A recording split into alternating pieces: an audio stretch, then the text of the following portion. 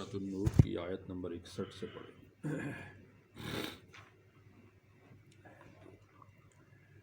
اعوذ باللہ من الشیطان الرجیم، بسم اللہ الرحمن الرحیم۔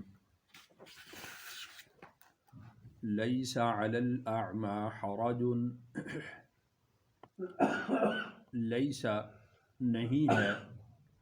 علی الاعمى نابینا پر، حرج کوئی گناہ، ولا علی الاعرج حرج اور نہیں ہے لنگڑے پر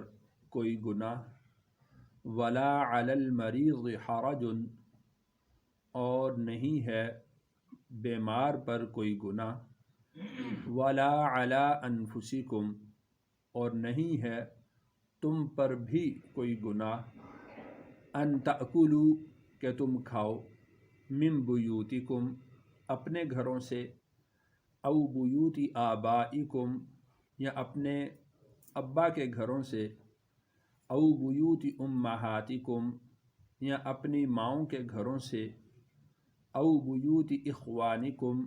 یا اپنے بھائیوں کے گھروں سے، او بیوت اخواتکم یا اپنی بہنوں کے گھروں سے، او بیوت اعمامکم یا اپنے چچاؤں کے گھروں سے، او بیوت عماتکم یا اپنی پھوپھیوں کے گھروں سے، او بیوت اخوالکم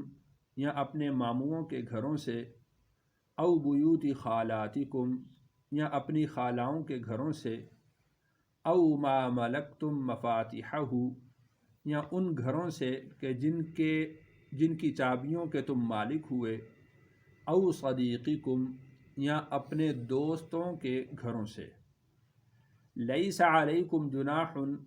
نہیں ہے تم پر کوئی حرج، ان تأکلوا جمیعا کہ تم کھاؤ اکٹھے، او اشتاتا یا جدا جدا۔ فَإِذَا دَخَلْتُمْ بُيُوتًا پھر جب تم داخل ہو گھروں میں، فَسَلِّمُوا عَلَىٰ أَنفُسِكُمْ تو تم سلامتی بھیجو اپنی ذات پر، تحیۃً من عند اللہ مبارکۃ طیبہ، تحیۃً یہ تحفہ ہے، من عند اللہ اللہ کی طرف سے، مبارکۃ طیبہ برکت والا پاکیزہ۔ کذالک اسی طرح، یبین اللہ لکم الآیات واضح کرتے ہیں اللہ تمہارے لیے احکام کو، لعلکم تعقلون تاکہ تم سمجھ سکو۔ اس آیت میں اللہ تعالیٰ نے کھانے سے متعلق احکام کو بیان فرمایا ہے۔ بعض لوگ عرب کے اندر یہ رواج تھا کہ جو جنگجو ہوتے تھے، بہادر لوگ ہوتے تھے، سردار لوگ ہوتے تھے، خود کو بڑا سمجھنے والے لوگ ہوتے تھے، تو وہ نابینا کے ساتھ،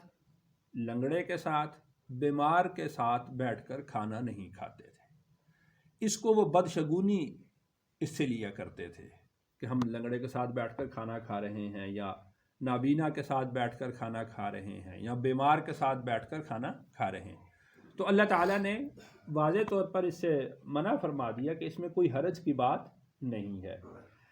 پھر لوگوں میں جب شعور آیا تو وہ اس طرح بھی تفسیر کی گئی ہے کہ لوگوں میں جب شعور آیا تو وہ نابینا کے ساتھ، لنگڑے کے ساتھ اور مریض کے ساتھ بیٹھ کر اس وجہ سے کھانا نہیں کھاتے تھے کہ نابینا جو ہے اس کو سارے کھانے نظر نہیں آ رہے، ہم کھانا کھائیں اور وہ کھانا نہ کھائے اس کی حق تلفی ہے۔ لنگڑا ہے وہ کسی دعوت میں تاخیر سے پہنچے گا، اس کی حق تلفی ہے اگر ہم نے پہلے کھانا شروع کر دیا، اور بیمار اور مریض کا تو پوچھو ہی نہ، وہ تو کچھ چیز کھاتا ہی نہیں۔ تو اس وجہ سے وہ سمجھتے تھے کہ اگر ہم نے کھانا شروع کر دیا اور ہمارے ساتھ دعوت میں نابینا بھی مدعو ہوا، لنگڑا بھی مدعو ہوا یا بیمار مدعو ہوا تو ان کے حق تلفی ہو جائے گی،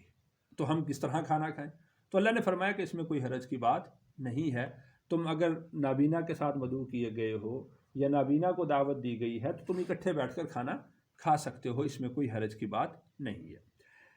اس کے ساتھ یہ بات بھی تھی کہ اگر بالفرض کوئی آدمی مدعو ہے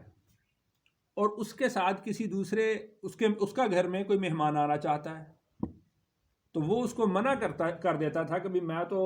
بھائی کے گھر کھانا کھانے جا رہا ہوں، بہن کے گھر کھانے جا رہا ہوں، یا مجھے چچا نے دعوت دی ہے، مجھے خالہ نے دعوت دی ہے، تو وہ اس کے گھر آنے سے رک جاتا تھا، باز آ جاتا تھا۔ تو اللہ نے فرمایا کہ اس میں کوئی حرج کی بات نہیں ہے کہ اگر تمہارا کوئی عزیز، تمہارا رشتہ دار اگر وہ تمہارے ساتھ آ جاتا ہے اور تم کھانا کھانے کے لیے جاتے ہو تو ان سے تم اجازت لے کر تم ان کو بھی اپنے ساتھ لے جا سکتے ہو، اس میں کوئی حرج کی بات اور شرمندگی کی بات نہیں ہے۔ یعنی اس آیت میں جو بنیادی طور پر مقصد ہے وہ یہ ہے کہ کھانے میں اور آنے جانے میں کسی قسم کا تکلف نہ برتا جائے، سادہ زندگی گزاری جائے، صاف گوئی استعمال کی جائے،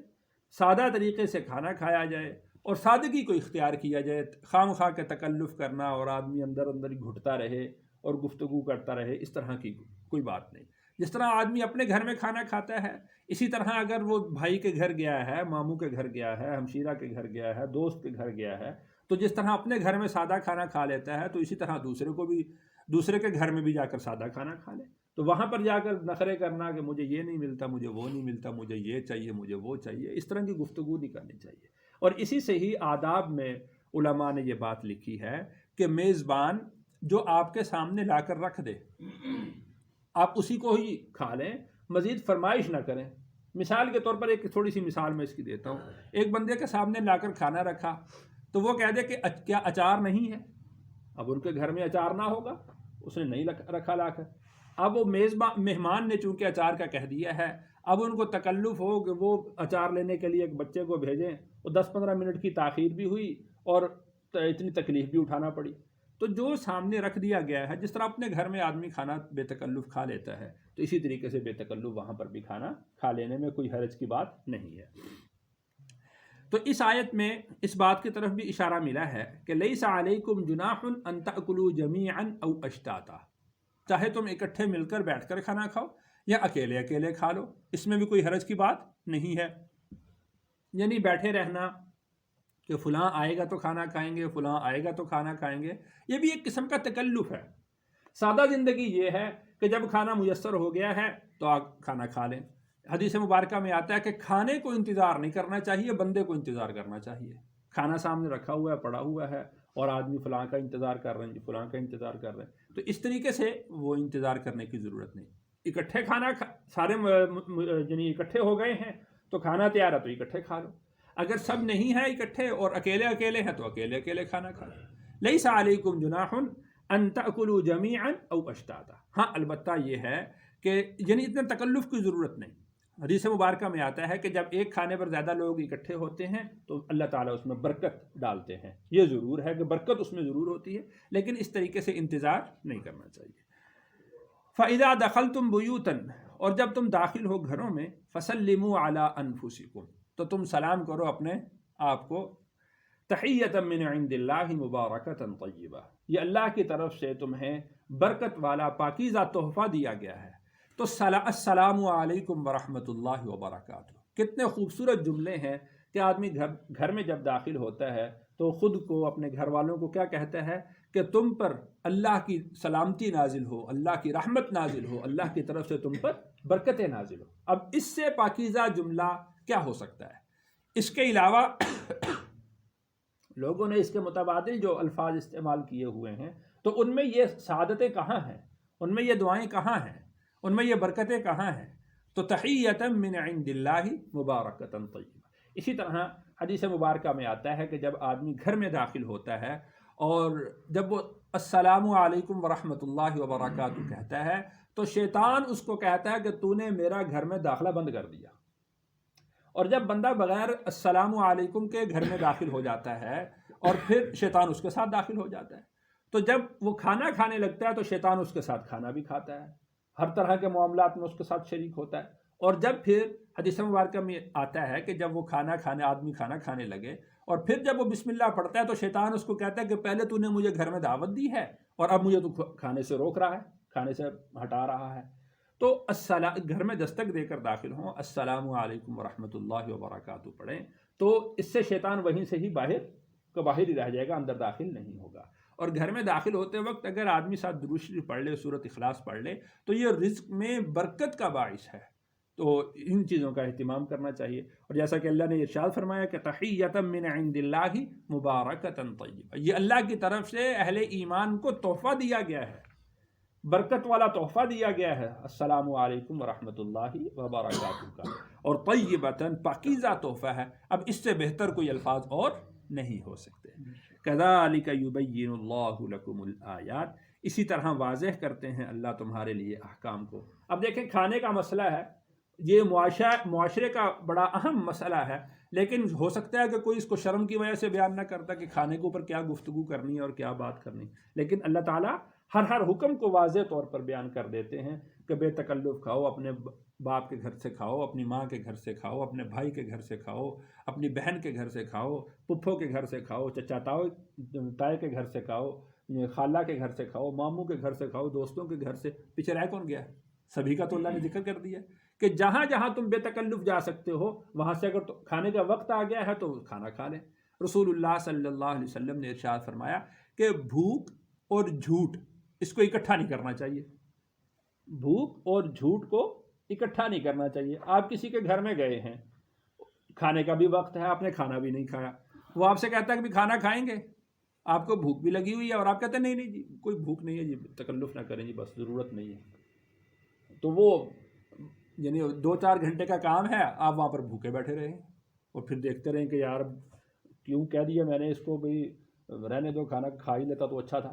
تو بھوک اور جھوٹ کو اکٹھا نہیں کرنا چاہیے، سادہ کہہ دینا چاہیے جو میسر ہے، اگر موجود ہے تو دے دیں، اگر نہیں ہے تو کوئی حرج کی بات نہیں۔ تو بھوک اور جھوٹ کو اکٹھا نہیں کرنا چاہیے۔ انما المؤمنون، مومن تو وہ ہیں، الذین آمنوا باللہ ورسولہ، جو ایمان لائے اللہ پر اور اس کے رسول پر، وَإِذَا كَانُوا مَعَهُ، اور جب وہ ہوتے ہیں رسول اللہ صلی اللہ علیہ وسلم کے ساتھ، عَلَىٰ أَمْرٍ جَامِعٍ، کسی اجتماعی معاملہ میں، وہ اجتماعی معاملہ جمعہ کا ہو، عیدین کا ہو، کوئی واعظ و نصیحت کی مجلس ہو، جہاد کا معاملہ ہو، یا کوئی اور اجتماعی معاملہ مشورہ ہو، کوئی بھی معاملہ ہو، عَلَىٰ أَمْرٍ جَامِعٍ، کسی جامع معاملے پر ہوں، لَمْ يَذْهَبُوا، تو وہ مجلس چھوڑ کر نہیں جاتے، حَتَّى يَسْتَأْذِنُوهُ، یہاں تک کہ وہ رسول اللہ صلی اللہ علیہ وسلم سے اجازت لے لیں۔ یعنی جب اجتماعی معاملہ ہوتا ہے تو اس میں ہر بندے کی رائے کا احترام کیا جاتا ہے، ہر بندے کی پوری اہمیت دی جاتی ہے، اور ہر شخص پر توجہ ہوتی ہے، ہر شخص پر نظر ہوتی ہے کہ فلاں کی رائے کیا ہوگی، فلاں کی رائے کیا ہوگی۔ تو لم يذهبوا حتى يستأذنوا، اہل ایمان کا طریقہ یہ ہے کہ وہ رسول اللہ صلی اللہ علیہ وسلم کی مجلس کو بلا اجازت چھوڑ کر نہیں جاتے۔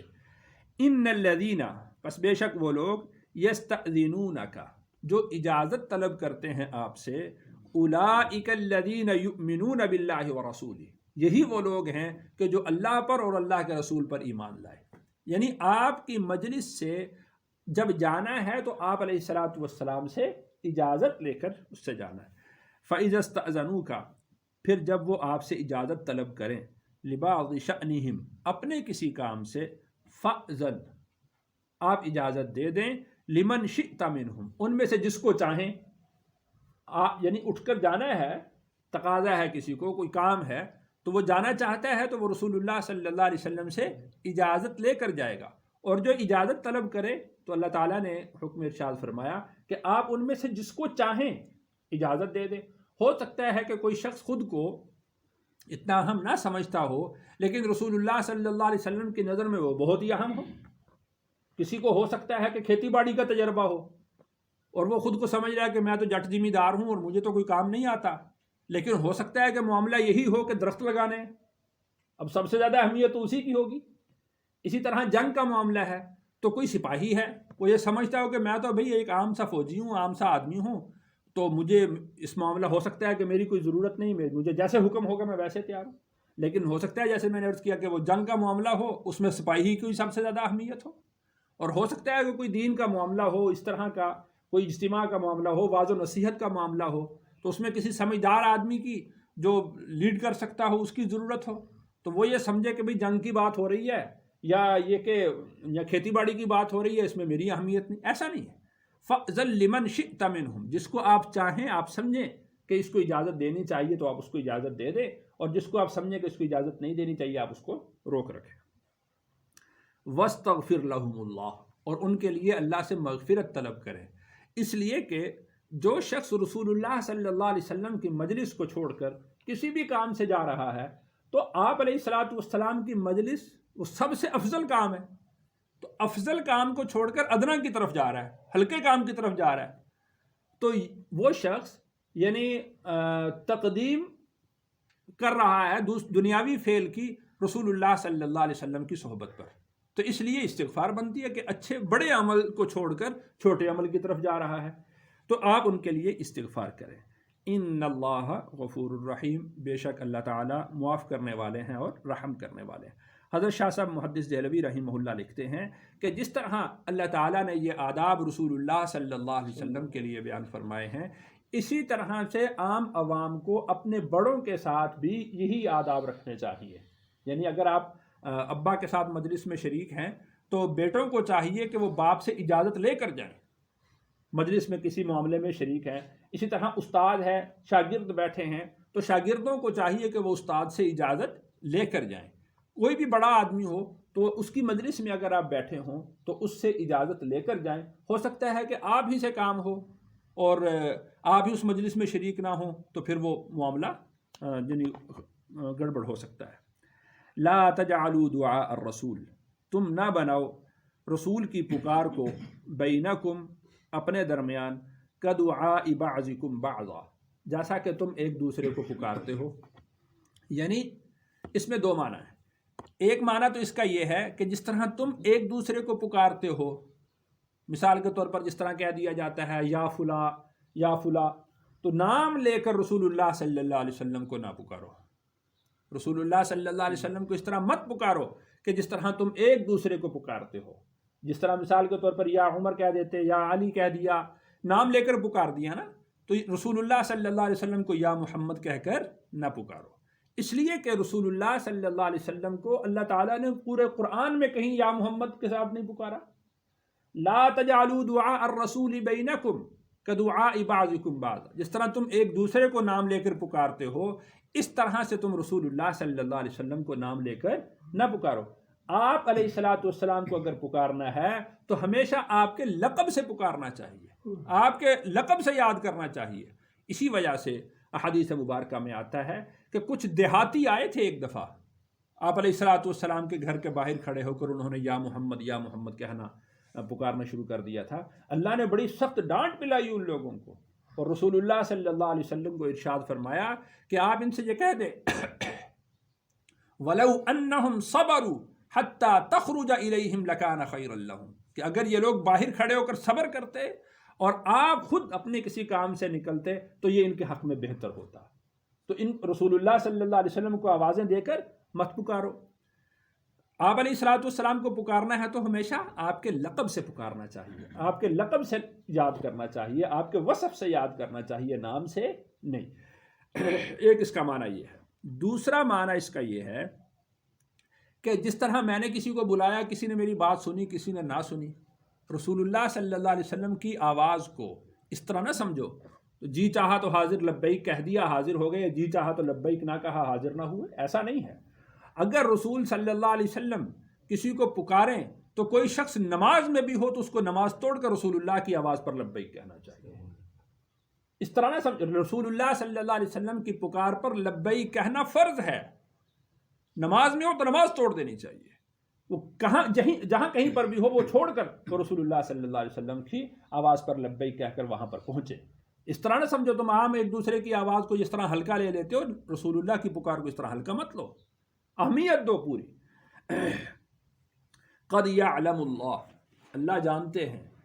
الذین ان لوگوں کو، یتسللون جو کھسک جاتے ہیں، منکم تم میں سے، لواذا نظریں بچا کر۔ یہ منافقین کا طرز تھا۔ آپ علیہ الصلاۃ والسلام مجلس میں بیٹھے ہیں،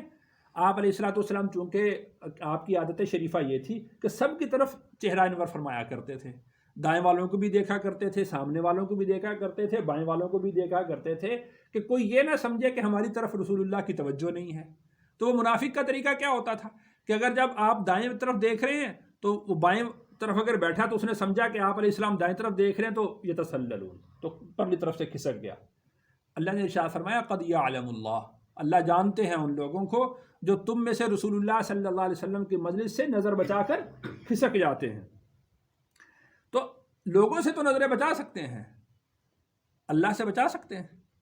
اللہ نے فرمایا قد یعلم اللہ، اللہ جانتے ہیں ان لوگوں کو جو نظریں بچا کر کھسکتے ہیں۔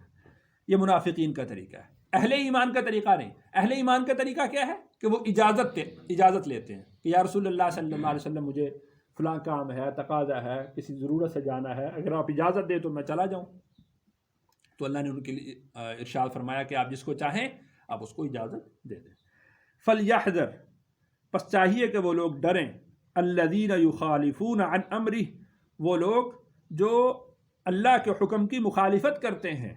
أَن تُصِيبَهُمْ فِتْنَةٌ، کہ ان کو کوئی آفت آ پہنچے، أَوْ يُصِيبَهُمْ عَذَابٌ أَلِيمٌ، یا ان کو دردناک عذاب آ پہنچے۔ یعنی رسول اللہ صلی اللہ علیہ وسلم کی بابرکت مجلس کو چھوڑ کر جانے والا یہ کم آفت ہے کہ آپ کی اجازت کے بغیر آپ سے نظریں بچا کر کھسک کر جا رہا ہے، تو وہ اس کو ڈرنا چاہیے اس بات سے کہ اس پر اللہ کی طرف سے کوئی عذاب نازل نہ ہو جائے۔ تو اس لیے رسول اللہ صلی اللہ علیہ وسلم کی مجلس سے اگر نکلنا ہو تو پھر رسول اللہ صلی اللہ علیہ وسلم سے اجازت لے کر پھر نکلنا چاہیے۔ الا سنو، ان للہ ما فی السماوات والارض، بے شک اللہ ہی کے لیے ہے جو کچھ آسمانوں میں ہے اور زمین میں ہے۔ قد یعلم ما انتم علیہ، اور وہ خوب جانتا ہے جس حالت میں تم ہو۔ یعنی مثال کے طور پر ایک شخص کو پیشاب کا تقاضا ہے، مجلس میں بیٹھا ہوا ہے، وہ آپ سے پیشاب کی اجازت مانگتا ہے، آپ اس کو اجازت دے دیتے ہیں کہ بھئی جب تم ہلکے ہو آؤ، تم وضو کر آؤ۔ تو قد یعلم ما انتم علیہ، ایک شخص ویسے ہی کھڑا ہو جاتا ہے جھوٹ میں کہ یا رسول اللہ مجھے حاجت ہے پیشاب کی، مجھے جانے دیجیے۔ اللہ جانتے ہیں۔ ایک شخص ہے اس کو بھوک لگی ہے، وہ اجازت مانگتا ہے، آپ اس کو اجازت دے دیتے ہیں۔ اور دوسرا جھوٹ میں ہی اجازت مانگتا ہے کہ مجھے بھوک لگی ہے، مجھے کھانا کھانے کی حاجت ہے، مجھے جانے دیجیے۔ قد یعلم ما انتم علیہ، اللہ خوب جانتے ہیں کہ تم کس کیفیت میں ہو، کس حالت میں ہو۔ تم لوگوں کو تو دھوکہ دے سکتے ہو، تم نبی صلی اللہ علیہ وسلم کو تو دھوکہ دے سکتے ہو، لیکن اللہ کو دھوکہ نہیں دے سکتے۔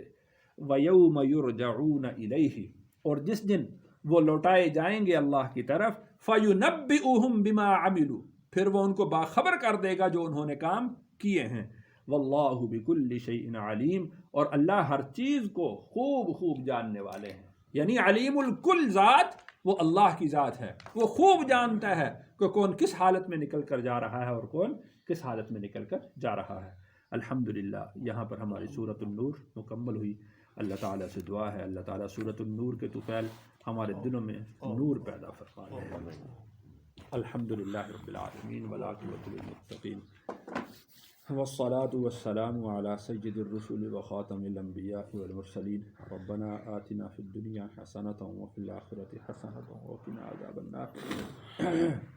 یا عزیز یا غفار وادخلنا الجنة مع الابرار یا رب العالمین۔ اللہم اکفنا بحلالک عن حرامک واغننا بفضلک عمن سواک۔ اللہم اہدنا واہد بنا وجعلنا سببا لمن اہتدى۔ اللہم انا نسألک الہدى والتقى والعفاف والغنى۔